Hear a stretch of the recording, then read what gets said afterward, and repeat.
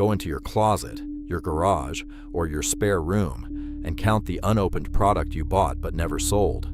Then check whether you bought it to hit a monthly number.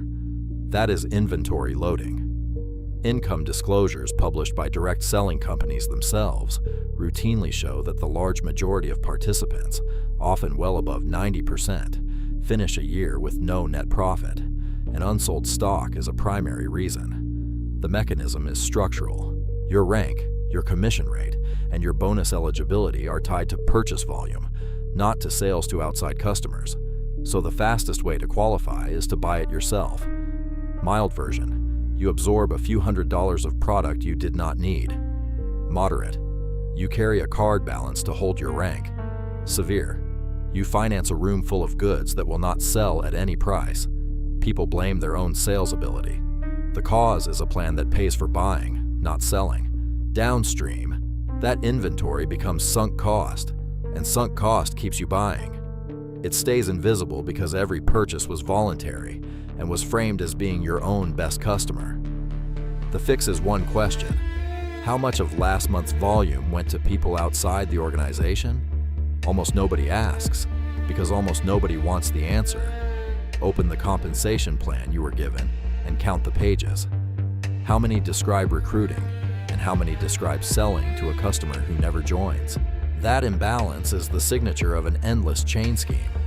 Most American states have statutes against them, and the federal test comes from a 1975 case, SEC versus Coscott Interplanetary, which asks whether participants pay for the right to earn rewards unrelated to the sale of product to ultimate users. The mechanism is arithmetic. Every participant needs participants, so the required population multiplies at each level.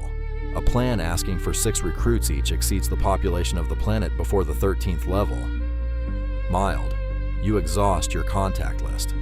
Moderate: you start buying leads. Severe: your region saturates and there is no one left to recruit at any price. People blame timing and say they got in too late. Late is not a bug in the structure. Late is the structure. Downstream: every relationship you have gets sorted into prospect and non-prospect. It stays invisible because the top is real. Someone genuinely earns. Here's the part most people miss: they earn from the levels below, which is the thing being demonstrated. The fix is drawing the tree on paper before you sign. Look at your bank statement for a recurring charge you cannot pause without losing your position. That is qualification volume, sometimes called pay-to-play. Federal trade regulators have warned specifically about compensation plans that require ongoing personal purchases to stay commission eligible. The mechanism converts you from a seller into the customer. The company records that charge as revenue, and revenue looks like demand. Mild: you buy product you would not otherwise choose. Moderate: you buy it during months you sold nothing.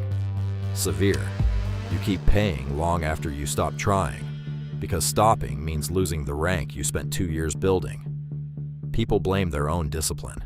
The cause is a qualification threshold set slightly above what a normal person would consume. Downstream, the organization's sales figures become a portrait of its own participants. It stays invisible because it is marketed as consistency and commitment. The fix is a 1-month test. Pause the order and see whether any income survives it. Check whether any product exists at all. If money moves only from members to members, and you are told the transfer is a gift and therefore untaxed, you are looking at a gifting scheme. It circulates under rotating names like blessing loom, fruit salad, and borrowed community terms such as su-su, which describes a legitimate rotating savings practice that these schemes imitate. State attorneys general publish warnings about them every year. The mechanism is a board with 8 entry positions feeding 1 exit position. For 1 person to cycle out, 8 new people must pay in. Mild: you lose your contribution. Moderate: you bring in family to recover it. Severe: participants have faced federal wire fraud and money laundering charges, and being a victim yourself does not automatically function as a defense. People blame whoever stopped recruiting. The board was designed to stop. Downstream, the losses land inside one social circle, which is where the recruiting happened. It stays invisible because there's no company to investigate. It lives in group chats. The fix is definitional. A gift does not require you to find 8 more people. Ask whether you were promised spillover, meaning recruits placed under you by someone above you. That is the marketing language of a forced matrix, sometimes called a cycler. The width is fixed, 2 wide or 3 wide, so positions overflow downward.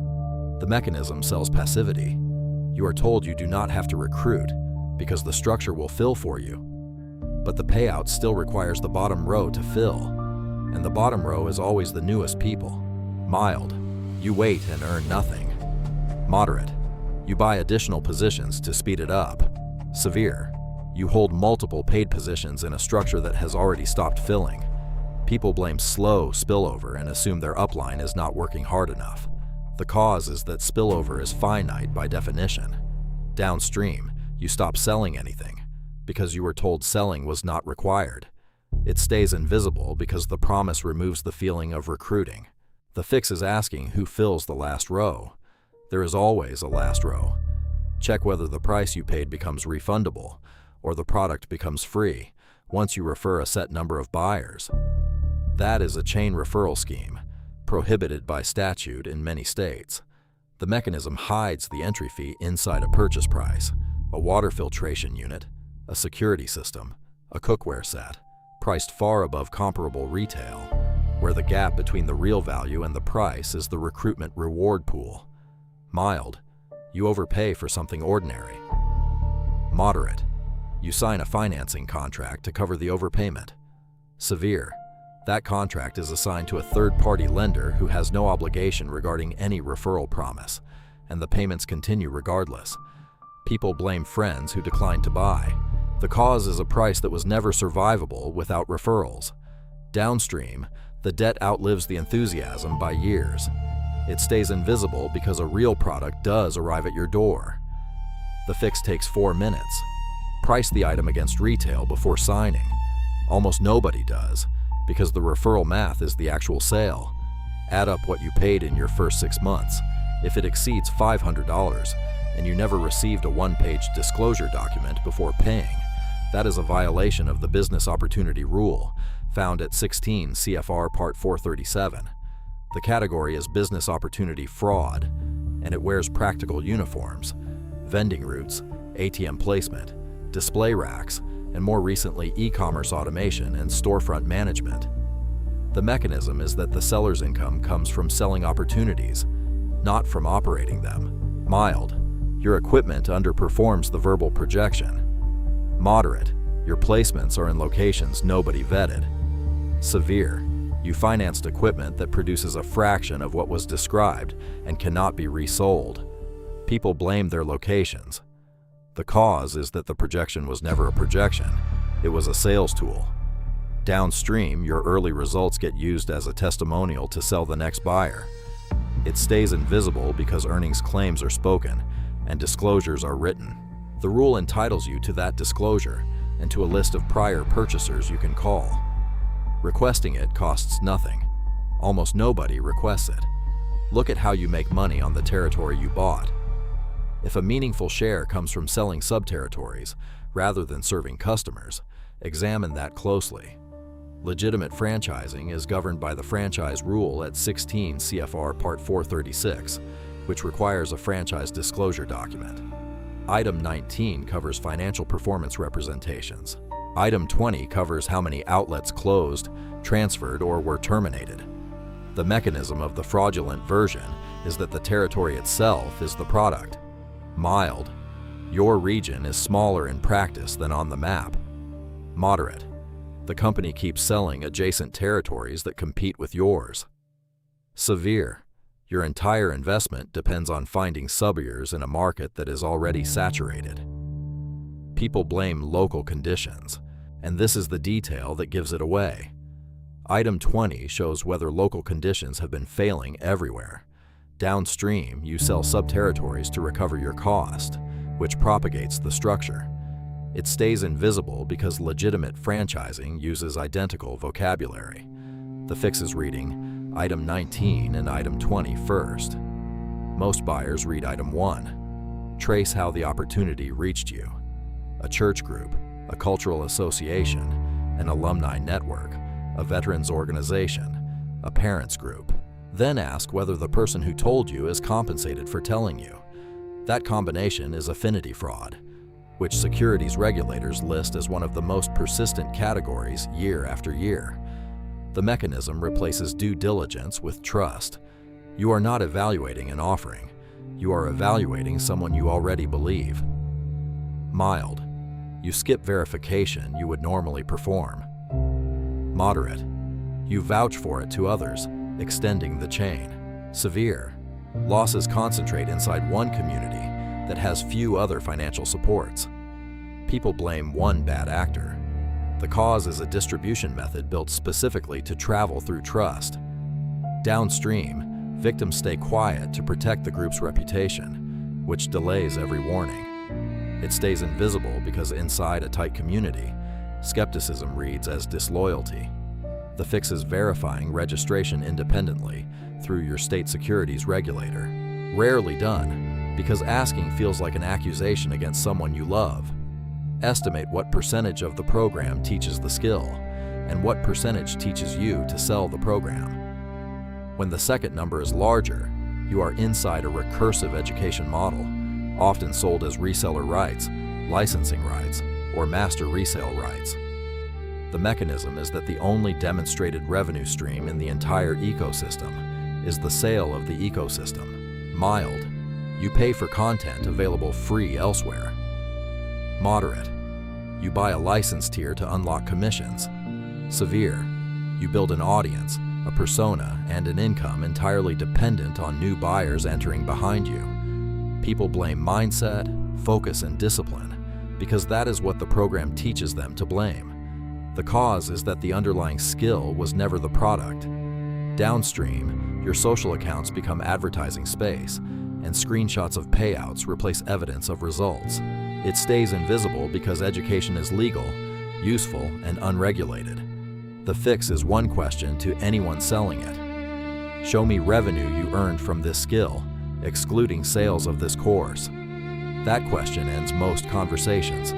Check whether you purchase something called ad packs, positions, or shares that pay a fixed daily percentage and require you to repurchase in order to withdraw. That is a revenue sharing scheme. Federal regulators have shut down multiple large versions of it. Zeek Rewards was placed into receivership in 2012 with hundreds of thousands of affected participants. Telex Free ended in criminal convictions. The mechanism is that the advertising is decorative. Returns are paid from incoming purchases, and the mandatory repurchase requirement quietly recycles most of your balance before it can leave. Mild. Your withdrawals slow. Moderate. Minimums rise and processing windows lengthen. Severe. A court-appointed receiver later sues people who withdrew more than they deposited, so even apparent winners lose. People blame payment processors when withdrawals stall. Delayed withdrawals are the design working as intended.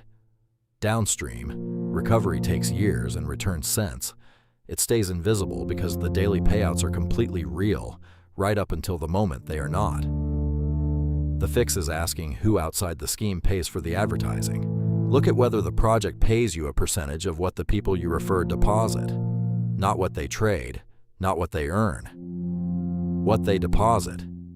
That is a multi-level referral structure wearing technical clothing, whether it is described as staking, a node program, or an ambassador tier. The mechanism is the same as every case before it, translated into unfamiliar vocabulary, so that the familiar shape becomes hard to see. Mild. You promote something you have not verified. Moderate. Your own returns depend on referral tier maintenance. Severe. The yield stops, the team is pseudonymous, the entity is offshore, and there is no recoverable counterparty. People blame market conditions. The cause is that the yield had no source other than deposits. Downstream, your audience holds you responsible because you were the recruiter they trusted. It stays invisible because complexity is mistaken for sophistication. The fix is a single sentence. Explain, in plain terms, where the money that pays me comes from. Recall whether, before you finished any licensing, You are asked to write down 100 people you know. That list is the mechanism, and the model is warm market recruiting with override compensation. Here's the part most people miss.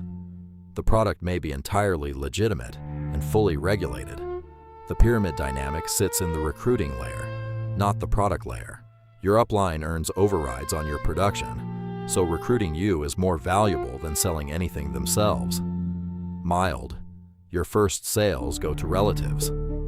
Moderate, you sell a financial product you do not fully understand yet. Severe, that policy lapses or underperforms, and the person holding it is your parent. People blame their own unsuitability for sales. The cause is a hiring pipeline designed to harvest 100 contacts per recruit. Downstream, you leave, and your clients become orphaned accounts. It stays invisible because the licensing, the compliance, and the company are all real. The fix is asking what percentage of agents recruited last year are still producing. That number is knowable. It is almost never volunteered. Reread the job posting. If it lists no specific duties, promises rapid promotion to management, and the interview happened in a room where someone drew circles on a whiteboard, note that pattern. This is the direct marketing office model, and its compensation is commission only.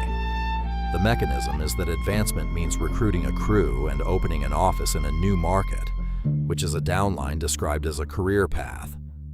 Mild, you work full days for nothing on slow weeks. Moderate, you are classified as an independent contractor and absorb your own fuel, parking, and equipment.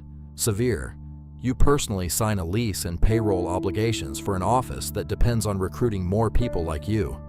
People blame their own work ethic, and the culture reinforces that daily. The cause is a structure where the only reliable revenue is new recruits. Downstream, you recruit the next group sincerely, because you believe it. It stays invisible because it has every surface feature of a job. The fix is asking for guaranteed base pay in writing, and for the number of people hired and departed in the last 6 months. Both requests are ordinary. Almost nobody makes them, because it feels rude to interrogate someone who just offered you a future. This is awareness content, not financial or legal advice. If you recognize your own situation in any of these structures right now, the people to speak with are a licensed financial advisor, an attorney, your bank's fraud department, or your state securities regulator or attorney general.